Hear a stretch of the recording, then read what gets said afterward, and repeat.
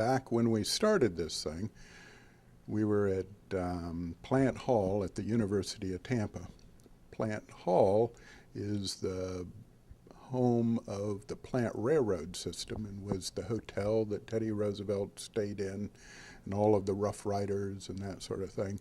Our little part of that hotel was the ballroom, which was an interesting place to try and have booths because it's a round room.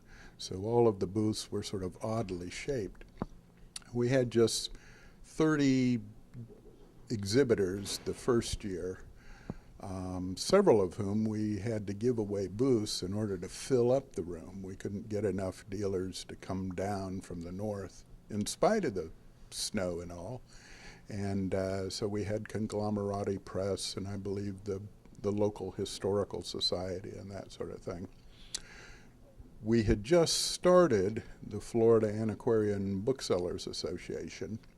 It was about a year old in those days. And somehow or another, Jim and Vivian Shelton had agreed to co-chair the first fair. They had a bookstore called Hyde Park Bookshop over on Swan Avenue in Tampa. And they were willing to go in there and did a great job for our first book fair. And they had a part in the first 4 or 5 of them, maybe more, but we were there at the University of Tampa for 4 years before we outgrew the area, before we outgrew the room. And then we moved over to, well, actually, we contracted with the Hilton Hotel that was being refurbished at the time.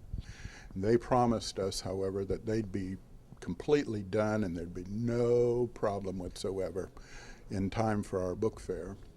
And then about 6 weeks out, they called me at the store and said, well, we're real sorry, but we're not going to be ready at the time we told you.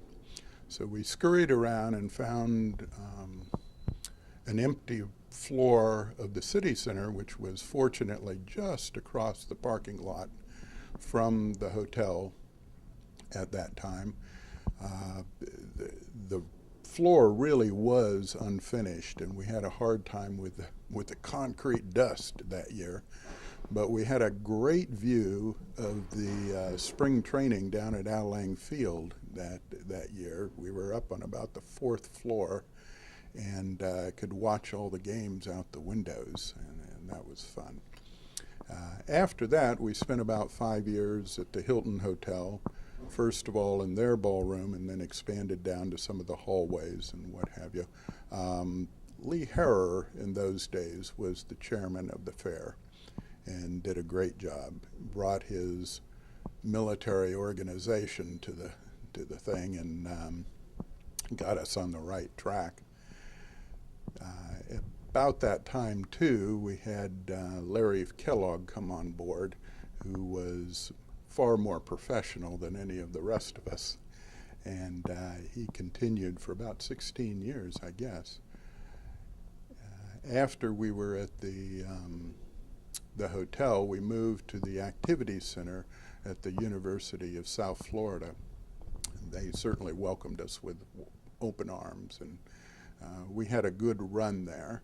But as we had with the University of Tampa and the hotel, eventually we outgrew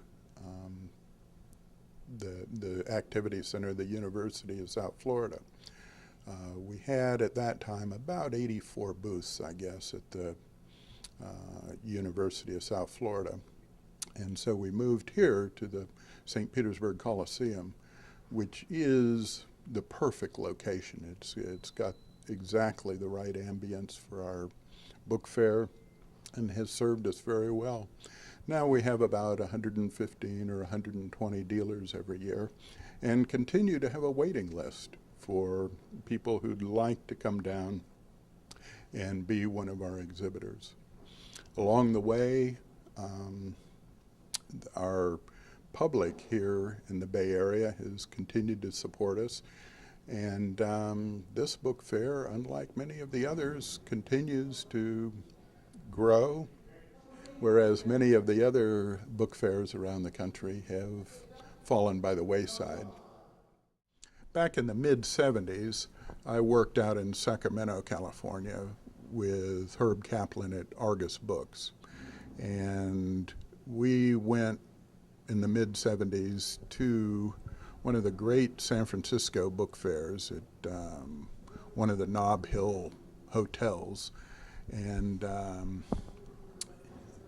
it was from there that the idea for a Florida book fair was germinated. When I moved to St. Petersburg a few years later, I brought with me the idea that we could have a book fair here. Little did I know. The first several years were difficult. Eventually, we did get some help along the way, and it got easier. Then we also tried to have other amenities. We had hors d'oeuvres for opening night several times. And we did most everything you can think of to make our jobs more difficult until we finally figured out that what the people really wanted to do was come and look at books. And the more exhibitors and the better exhibitors we had, that was really the key to making a successful fair.